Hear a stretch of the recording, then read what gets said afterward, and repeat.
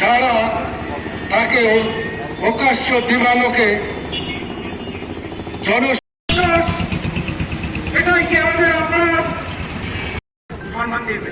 কাগজ কলমে চার নম্বর সারি সম্মাননা। সাংবাদিকরা জাতির বিবেক, আপনারা কিন্তু অসহায় হয়ে সাংবাদিকদের কাছে আসেন। সাংবাদিকরা দেশে ঘটে যাওয়া নানান ঘটনা তুলে ধরবে, এটাই তাদের দায়িত্ব, তাদের নিরাপত্তা দেওয়া দায়িত্ব সরকারের।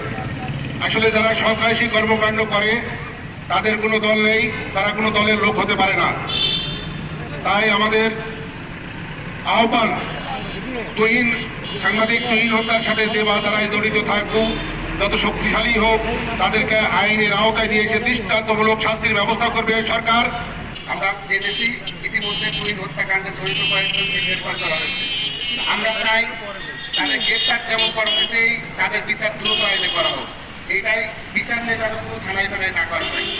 আমি ছোট একটা মেসেজ দিই, বক্তব্য শেষ করব, বক্তব্য দেওয়ার সময় নয়। প্রতিবাদ এবং মানববন্ধন অনুষ্ঠান যে জন্য দাঁড়িয়েছি, তুহিন একজন গাজীপুরের পত্রিকার স্টাফ রিপোর্টার ছিলেন।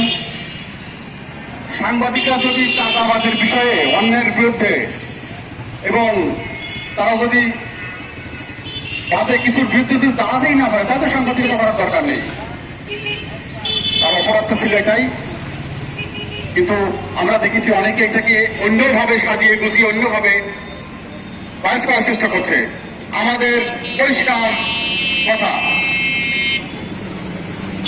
তুহিনের প্রকাশ্য হত্যাকারীদের দৃষ্টান্তমূলক শাস্তি দিতে হবে এবং জরুরি আইনে তার বিচার করতে হবে। গণমাধ্যম কর্মীরা, আমার মনে হয় এখানে অনেকের সঙ্গে নিহত এই সাংবাদিকের পরিচয় বা কথাবার্তা যোগাযোগও নেই, অথচ ভাইয়ের রক্ত দেখে তারা দাঁড়িয়ে থাকতে পারেনি, রাস্তায় নেমে গেছে।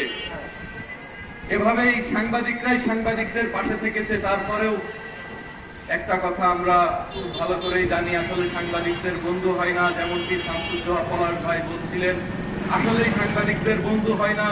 কিন্তু একজন সাধারণ নাগরিক হিসেবে আমাদের নিরাপত্তাটুকু যেন নিশ্চিত করা হয়, এটুকুই আমাদের প্রত্যাশা। শুরুতে আমি তুহিনের আত্মার মাগফিরাত কামনা করি এবং আমাদের জেলায় বজলু নিখোঁজ বজলু আজ পর্যন্ত তাকে গুম করা হয়েছে 90 দশকে। এই অঞ্চলে বালু হত্যা হয়েছে, এই অঞ্চলে শামসুর রহমান হত্যা হয়েছে, এই অঞ্চলে রানারের সম্পাদক হত্যা হয়েছে। একের পর এক এই দক্ষিণ পশ্চিমাঞ্চলের বড় বড় বর্ষিয়ান সাংবাদিকরা এই হত্যার শিকার হয়েছে, গুমের শিকার হয়েছে। তাদের বিচার আজ পর্যন্ত আমরা পাইনি। একটি সরকারের দায়িত্ব প্রত্যেকটা নাগরিকের তার নিরাপত্তা নিশ্চিত করা, সাংবাদিকদের নিরাপত্তা নিশ্চিত করা, এই দেশের আপামর সকল জনগণের।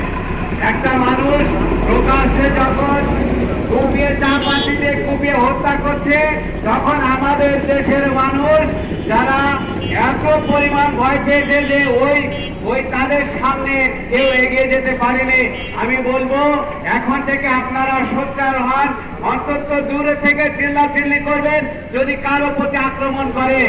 চাঁদাবাজ, দুর্নীতিবাজ আর মাদক সেবীদের বিরুদ্ধে আমরা সব সময় সোচ্চার ছিলাম, সোচ্চার থাকবো।